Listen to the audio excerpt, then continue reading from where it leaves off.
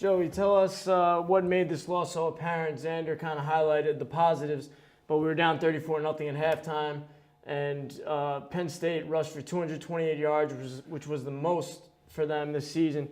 What made this struggle so apparent for UMass, Joe?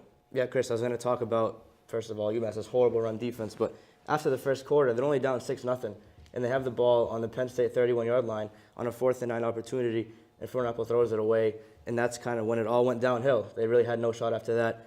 Like you mentioned, I mean, Penn State ran for 228 yards, 5 rushing touchdowns. Those were the first 5 touchdowns they scored from 3 different players. I mean, so UMass had no answer to any of the running backs. They had no answer on the ground. And let's look at UMass's offense for a second. They had 3 total rushing yards on 26 attempts. 3 net yards throughout the whole game. That's embarrassing. I mean, how do you expect to even get close in a game if you only run for 3 yards? That sets off, obviously, your running game is going nowhere. That sets off your passing game, which has absolutely no success. We're going to talk about Fernapple in a little bit. But UMass had no chance, after the first quarter. They kind of lost it after that 4th and 9 missed opportunity. And like I said last year, if they wanted a shot to be in this game, they had to keep it close early. They were down 34-0 at half. And I mean, again, mentally, physically, by then they just want to get out of Penn State and get back here. So by halftime, it was over. Agreed. We're taking on Bowling Green.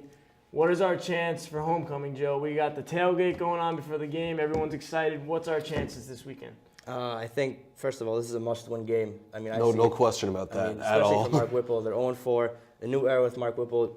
We've seen improvement so far. You can tell that he's obviously doing a better job than Charlie Moeller did the last 2 years, and that there's no question about that. I give him a chance. Bowling Green, you're looking at that team. They're 2-2 right now. They're coming off their own blowout loss to Wisconsin. They are averaging 41 points a game, so they know how to score. And we saw UMass's defense haven't been playing too well.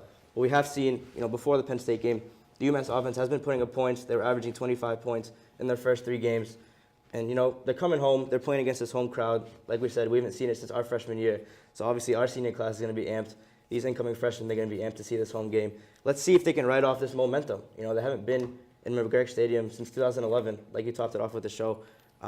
Again, Bowling Green, MAC opponent. Let's see what they got.